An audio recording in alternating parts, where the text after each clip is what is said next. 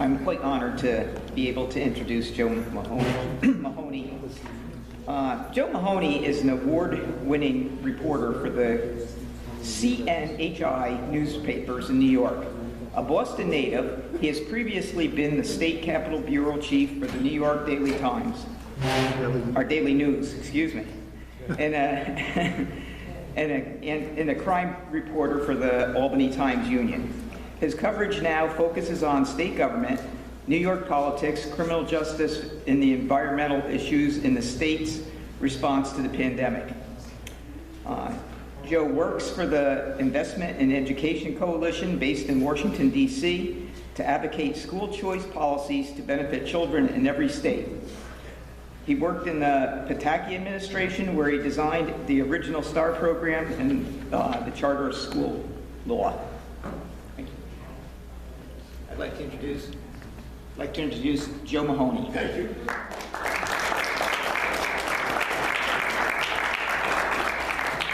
Thank you so much, and thank you, Chairman Casal, for having me here. That last part, I think, was about Peter Murphy. Somehow I get mixed in about me. Not that I don't want to be compared to Peter Murphy, but I was not in Washington. I was not part of school choice. I am a political columnist and a newspaper reporter now, and I'm not a partisan, and just want to point that out because, you know, I'm independent. And one thing, this is an aside that really wasn't part of my prepared remarks, but one thing that's really bothered me during the whole pandemic is how we've been divided as a people. And I'm thinking that a lot of it is because of government messaging is using partisans, politicians who are giving us data, are involved in the mandates. And I think when people hear these policies and mandates, they react to them based on how they see that particular individual politician. So whether it's you know, a politician who has a background of being anti-gun rights, and if you're pro-gun rights, you may have an attitude towards what the politician is saying about the pandemic because you have this previous opinion of the politician. So I think that's made us more divided, and from what I'm hearing, a lot of other countries around the world have gone in a different direction. They're using public health experts.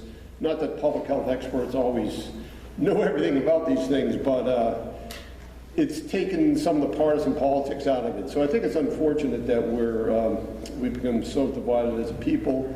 Elizabeth, one of the previous speakers, talked about her grandfather and being a veteran, and that actually brought me close to tears because of, you know, what our greatest generation did. And my own grandfather was a war casualty of World War I. My father was a veteran of the Second World War.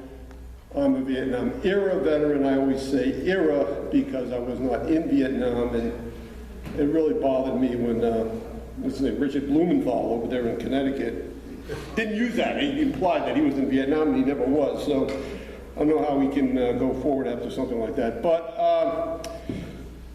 a bit of a mosaic timeline is what I put together, sort of brushstrokes of events. My involvement in covering Albany and Andrew Cuomo, and actually going back to Mario Cuomo. I was not a State House reporter during this period, but I did have some interaction with Mario, and I see them as very different people. Of course they are, but yeah, I'm not a psychoanalyst. I'm not labeling anyone Icarus when I called this Icarus on the Hudson, which was, I had to come up with a topic, so it sounded good to me at the time. And if you're familiar with Icarus, I'll get to that in a second here. I became familiar with Icarus long before I became familiar with anyone named Andrew Cuomo. My sisters went to girls' Latin school in Boston, in the Dorchester neighborhood where I grew up. And it was a public school, the only public school in Boston that had a competitive entrance exam for girls. So they've gotten away from that now. I think there's just one Latin school, but people can debate that. But I thought the previous system was fine. And they would bring home their books back to where we lived in Dorchester. Dorchester is kind of like a Staten Island, if you don't know Boston, but I would compare it closely to that. A lot of firefighters, a lot of police officers, people who made the city run were from that neighborhood.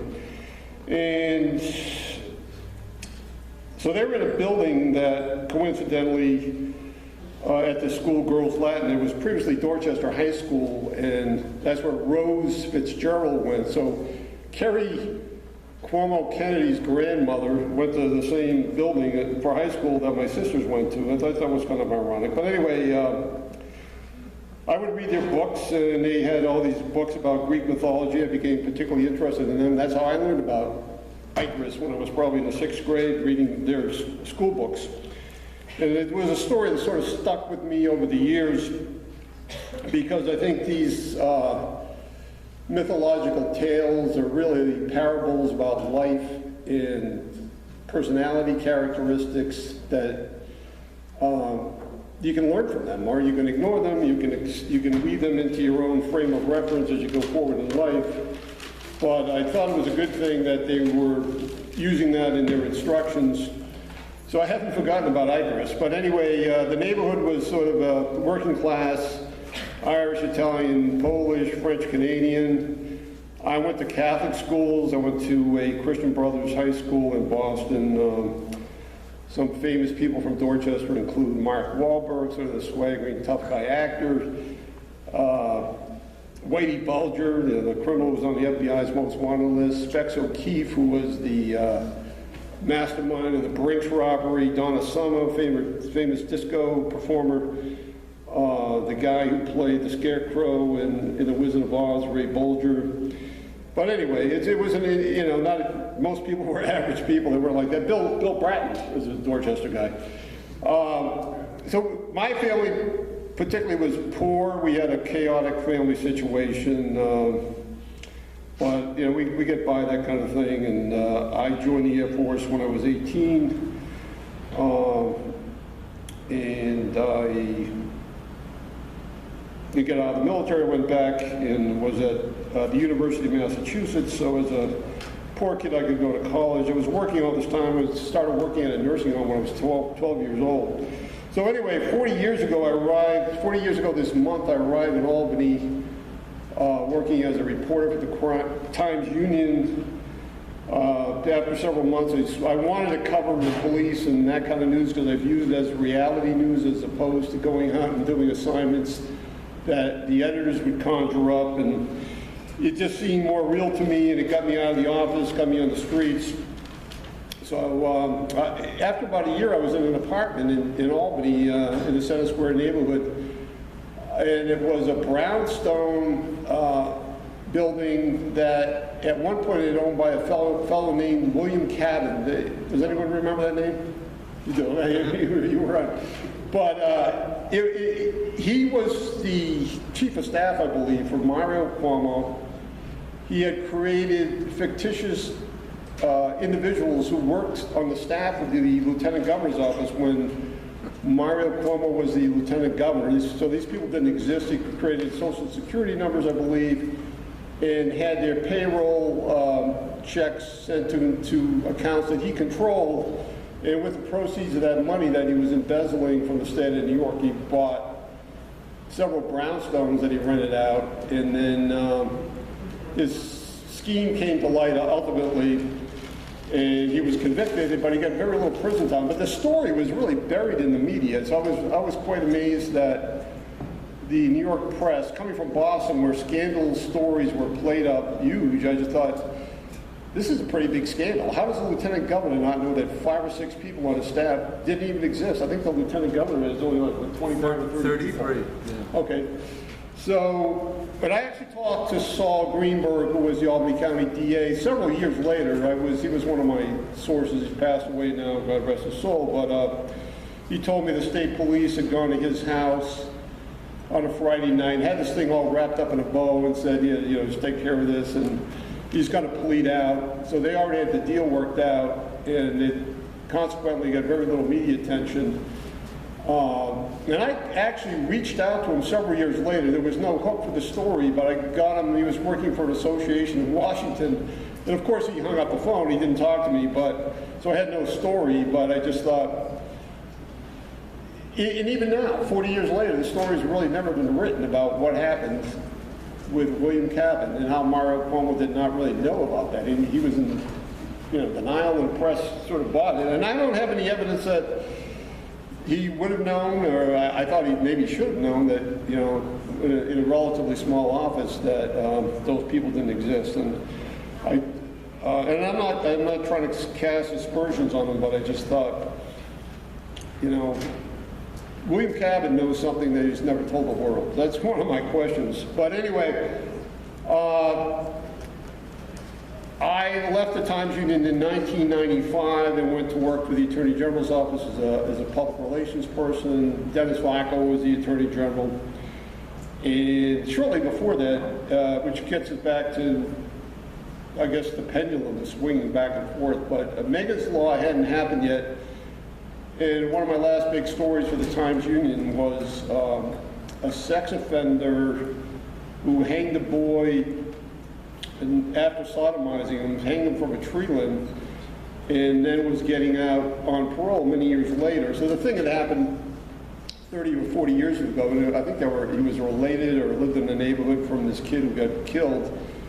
And the parole officers were effectively muzzled from telling people what the sex offender had done. All they could do was say, we're notifying you that a sex offender is moving into your neighborhood. Well, they told me about it, which was probably a violation of the law, but I went out and knocked on doors and talked to the neighbors. I said, yeah, by the way, this guy is not just a sex offender, he's not a flasher. He killed a little boy and after sodomizing him. So they were freaking out. They called the governor's office, the talk radio stations were going nuts with it. One of the editors who was taking over, I came to the Times-Union when Harry Roosevelt was there, but there was a new editor, the paper seemed to be going in a new direction, and he said, why don't we put that on the front page? I said, well, I felt like saying, because we want to sell papers, we want to tell people what's going on here, this is controversial. And he thought, well, we should be, we're going to interfere with his rehabilitation. How do you rehabilitate somebody who sodomized a boy and murdered him? So anyway, the country was going in a different direction at the time, and states around the country then saw fit to allow people to get access to that information about sex offenders, molesters, rapists through something called the Sex Offender Registry, commonly known as Megan's Law. But it just shows you how, something can be a law at one point and then totally change because of activism and something that strikes a chord with the public. After my time with the state, I went back to newspapers in January 2000 with the Daily News. A job opened up, and I went for that to be the Capitol reporter. Simultaneously, Andrew Cuomo was beginning his last year at HUD under Bill Clinton. And then later that year, he was at the Democratic State Convention in Albany, I believe it was, where doing an event, I think he was looking for his next move in politics, and Jerry Jennings and the mayor of Albany had a little event for him outside because the convention center was, whatever they called it at that time, it might have still been the Knickerbocker Arena, or it could have been the Times-Union Center, was the venue for the state convention. But this event was not there, and it could have been down at the Port of Albany. I can't quite remember. But I remember Andrew Cuomo probably didn't know that I was there as a reporter, but giving this talk through a megaphone and recalling his days as a young buck in Albany. He might have been in law school at, when he was recalling these events, but he's probably in his early 40s at that time, married to Kerry Kennedy, Cuomo, with 3 little girls at home, but telling these stories about his sexual conquest at the Wellington Hotel. I'm thinking, what is this guy thinking? I mean, this was a different time. It wasn't, the Me Too era. There wasn't, Me Too kind of stuff, but he was sort of bragging about his success, I guess, with a young woman at the time. He was young, you know, because this was probably 20 years before the time that he was telling the tale, but I just thought, this is an eyebrow raiser to me. What is this, you know, it was almost like too much information. And this guy clearly was on the make for some kind of public office, but I just kind of tucked that into my, in my head. I didn't write about it. What he said wasn't quite over the top enough for a story, I thought, but I just thought it kind of shaped my frame of reference in the lens through which I view him. But yeah, okay, I'm jumping ahead. So the following, 2002, I'm still covering the State House. I'm the president of the LCA, the Legislative Correspondents Association. And it was an election year. Governor Pataki was up for re-election. One of the jobs as the LCA president is they have to put together a seating chart for the people that pay big money to go to the show. And Andrew Cuomo hadn't told us. So my colleague said, you know, you have to call him and say, are you coming or not? Because the seating chart has to go to the printer. Let us know, are you coming? And he hesitated when I got a hold of him, and I said, why? I mean, if you don't come, I just gave him an ultimatum. I said, if you don't let us know today, you can sit in the back of the hall, because you won't be at the front table where Governor Pataki, Carl McCall and his wife, Tom Golisano and his date, and I was there at the head table as being the president. I said, we're going to have to put you somewhere else, Andrew, because you won't be on the seating chart. So he got back to me and said, well, I'm sorry about that. You know, I was trying to create a metaphor with what I did at the state convention where I hesitated, and he created this big drama at the state convention that year over whether or not he was going to go for the nomination or go around the party and stay in the ballot and appeal to people directly to get the nomination. I said, well, you know, that may work for you, but it doesn't work for us. So are you coming or not? So he finally told me he's coming. He showed up solo.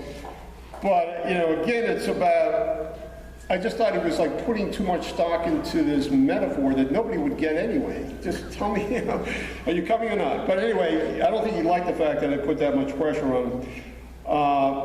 And then fast forward to 2006 now in the Democratic primary for Attorney General. He's running, probably the front runner at that point early on.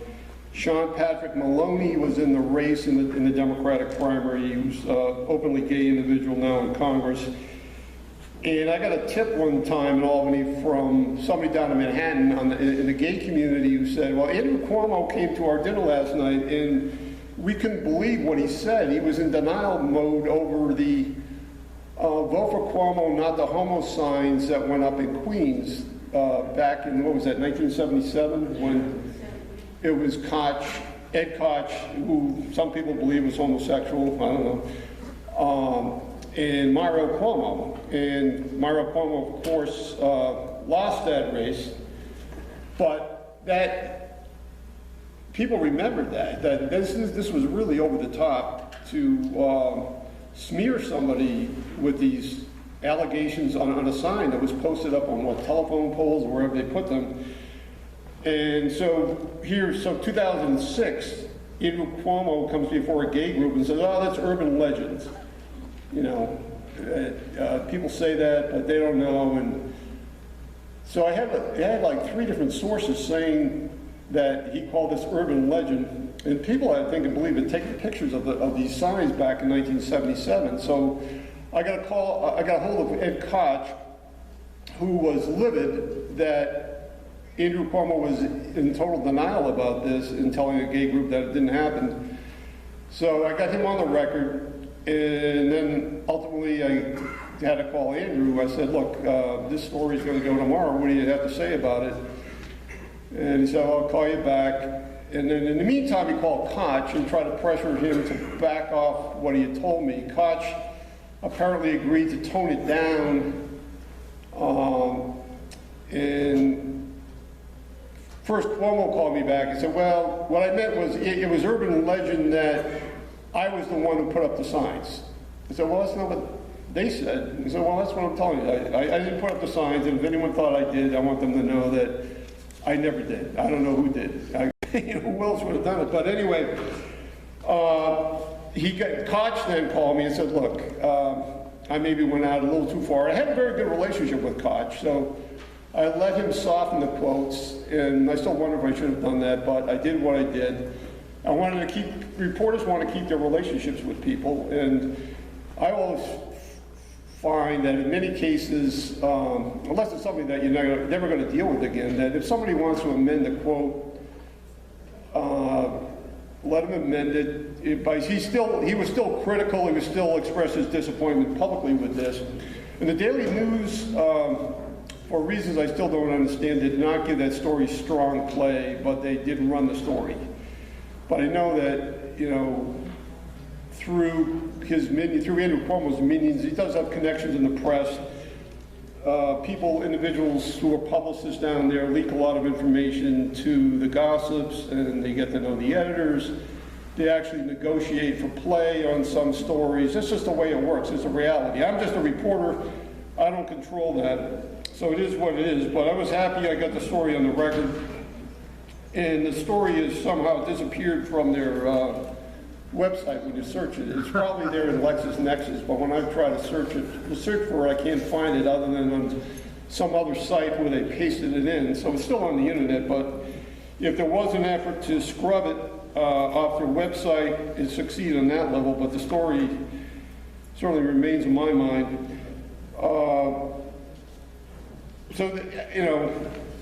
That whole thing, vote for Cuomo, not the homo, is sort of a classic example of a political smear. And the smear thing comes up again and again, I think, when you look at how Andrew Cuomo operates. During that same exchange that I had with him, it was somewhat tense. He tried to blame a guy named Charles O'Byrne for being my source. And I'm never going to give up my source. But if somebody falsely accuses somebody, I said, I'm not going to name or not name who my source is, and you know that. But Charles O'Byrne was a former Jesuit. I don't know if he was a Jesuit, but he was a former Catholic priest who happened to be gay. And he was very close to the Kennedys. So by this time, Andrew was split up with Kerry Kennedy. O'Byrne had presided at the funeral of Jackie Kennedy Onassis, and it also said presided at the wedding of John Kennedy, who unfortunately was later killed. But he was very close to the Kennedys, and I just thought this was like a gratuitous shot at Charles O'Byrne, where he had no information, was just so paranoid in trying to get me to, that was his tactic, to try to get me to give up who told me, even though it was purely in his own imagination.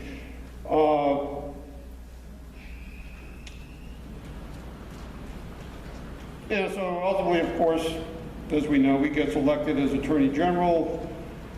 He pretty much avoided me. He didn't like that story, I think. And he developed this sort of interesting alliance with Joe Bruno. They had a common enemy named Eliot Spitzer. So it was clear to me, I think, at that point, that Andrew Cuomo was using the Attorney General's office to become the governor. And Troopergate was a valid story. I just thought it was not the biggest thing in the world. I mean, it was about Joe Bruno's schedule, using the state plane, going to political events, and it was supposedly outrageous that this information was later relayed by the Spitzer administration to the Times Union in an effort to hurt Joe Bruno. Well, that was probably true, but again, it's information that is really public information about his use of the plane. And of course, Spitzer later gets tripped up by the prostitution scandal, which had nothing to do with Troopergate, but was sort of spelled the demise of Eliot Spitzer. Resulting in David Paterson becoming governor, and Andrew is still the Attorney General. I took a buyout from the Daily News that's soon after Spitzer left as governor, covered a little bit of Patterson, but I jumped with the buyout. I actually ended up in state government in the Patterson administration at that point, and I was just trying to like keep a low profile, not covering, not being involved in anything overly political. I was at the Racing and Wagering Board, thinking, okay, this is going to be, I'm going to be dealing, the press calls me, it's going to be about a contested horse racing result or something like that. Meanwhile, people that I was talking to in state government were predicting what Andrew Cuomo was going to overtake Patterson. Patterson will not be the nominee in the next election. And of course, they were right. And so I'm at Racing and Wagering, and the Cuomo people already had their designs on licensing casinos. So suddenly, I'm in sort of a sensitive role, and then I got my walking papers a few months later, and ended up back in the newspaper business for a much smaller company with local papers, which I love to do. And initially I was covering a local area down around Oneonta, and then a few years after that I became the state reporter. But one of the things that happened while I was in Oneonta was 4 people were killed along with an FBI dog in Herkimer County. There were 2 towns involved, Mohawk and Herkimer. This guy was just on a rampage, sort of a mad dog killer, just went berserk one day and killed several people. But I got a call from somebody, you might know him, I'm not going to mention the name, but he called me in Cooperstown, where I was at the time. He goes, "You won't believe what happened, that Andrew Cuomo just drove up in a big SUV with his bodyguards, and he drove right into the middle of the crime scene, because he clearly wants to become the story. He wants to make himself the story when several people were just murdered in a shocking crime. And potentially it really disrupt what the police were trying to do. It had everything cordoned off, and he sort of showboats into the middle of this thing. Well, it was beyond my coverage area. I didn't do anything with it, but again, that was another thing I tucked under my hat, because it showed a pattern to me that he was all about making himself the star of the show. I want the media attention. A lot of, when you see news about a disaster or a shocking crime, a lot of the times the headline is going to be how many people were killed, how many people are impacted. He wanted all that information to flow through him. That puts him at the lead of the story. He understood that about the media, how the media works. And I think that, we'll hear more about that with COVID. So, back about 2016, I became the state reporter for this chain of newspapers. And Cuomo had a habit of, this was after the whole scandal involving Joe Percoco, who was his top aide. I won't get into all of that history, but the Preet Bharara investigation, the Todd Howe testimony, the revelation of the transcripts talking about ZD as a code word for money involving Joseph Percoco, who Mario Cuomo once said was as close to him as one of his own 2 sons, and Todd Howe. And that trial went on in Manhattan. I guess Mr. Percoco is now in a halfway house. He just, after doing several years in prison, never gave up anybody during the course of that prosecution. So Andrew Cuomo, as governor, had a habit of not telling the LCA where he was going until about a half an hour before the event. So it became almost impossible to go to one of his events unless you were tipped off about it. So one day in 2018, he was going to I didn't know this, I just guessed, and I guessed right. It wasn't rocket science, but it was the opening day of the state fair, and I said, I want to ask him about the ZD remarks. Nobody has asked him. I thought it was important to memorialize that, as the lawyers will say, and get his response as to if he ever heard that kind of a conversation before, because according to the testimony I think that came out, that was language that was used in The Sopranos, where people use ZD to describe cash. So I got there just in time, and there was some big building opening up at the state fairgrounds, and he was there was a dog and pony show type press conference, and I parked myself about 12 feet in front of him behind a couple other reporters.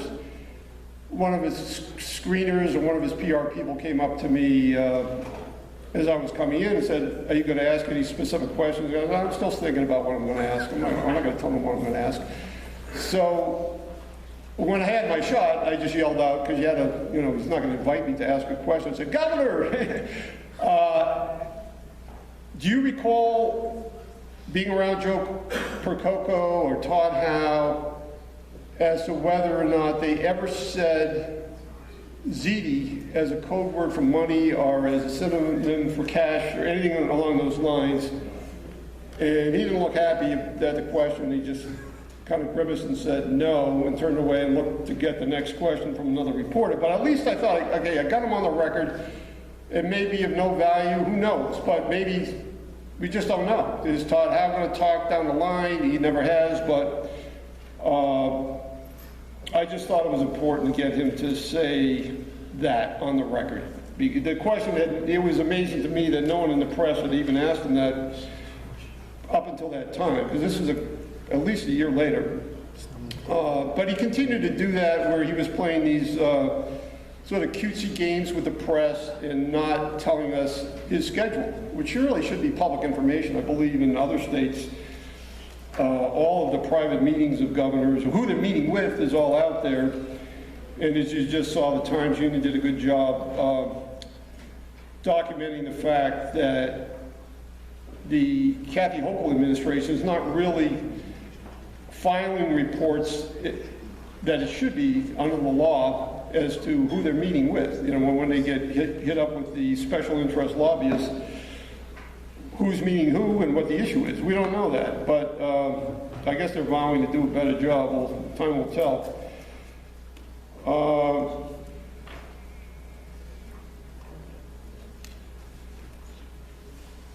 Skipping past Percoco.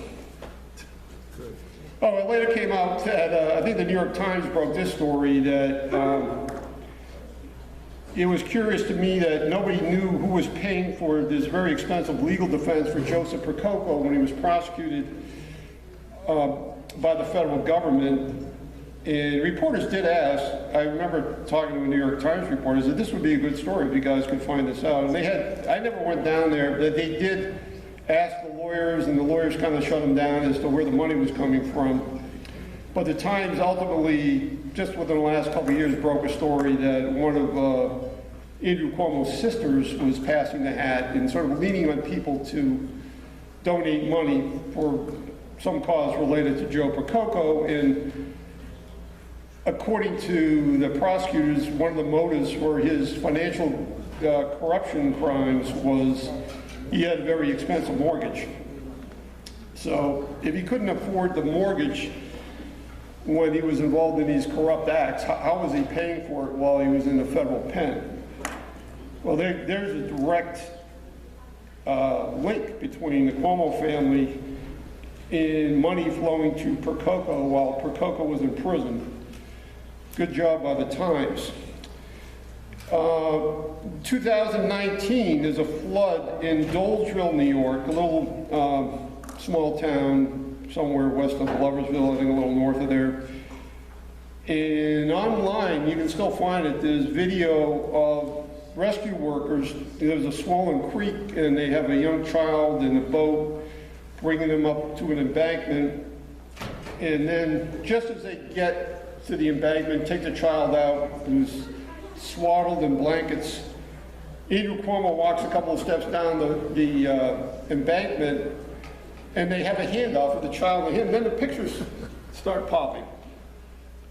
And I said, this is, the guy's going to be like the center of the story and everything. He had nothing to do with the rescue of the child, but he just wanted the picture.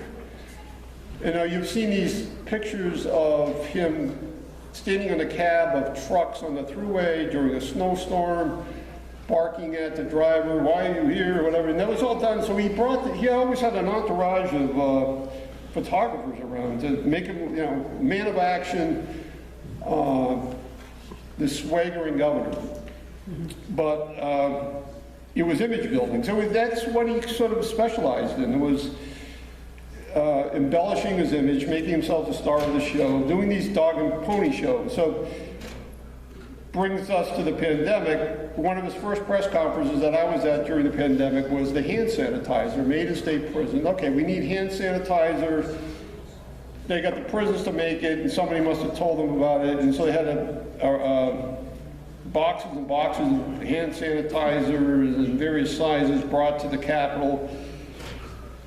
And there was a dog and pony show that, okay, we're going to give out this hand sanitizer. That's not a bad idea, but again, you know, making him the star of the show. Shortly, I think it was after that, there was, we know now there was a mask shortage, and a farmer from Kansas apparently had sent in a mask, and I'm thinking, okay, this is interesting, but it's not a story. But they made this, they built all this drama, and then leaked the contact information of the farmer to a friendly reporter who did this long story about why I sent Governor Cuomo a mask. And Cuomo was seen as, he began to want to use the pandemic as the great leader of the pandemic. It was a good deed on the part of the farmer, like I said, but is that it seemed to me that the effort there was to further make Andrew Cuomo highly relevant in the middle of what's really a worldwide pandemic, that he wants to be the star of the show, which continued on with these events involving his brother Chris Cuomo, who unfortunately became infected with COVID, but continued to give his brother airtime, showing up on Andrew Cuomo videos and inviting Andrew Cuomo onto a CNN show. It was almost as if they were like the Smothers Brothers. It was a comedy. And I'm thinking, this is bizarre. We're in a pandemic, people are dying, and they're laughing about it. And then the next dog and pony show involved the COVID mountain, which reminded me of something out of Gumby. I'm dating myself as an old timer there. Gumby was big when I was a kid, but it looked like a Gumby-like prop.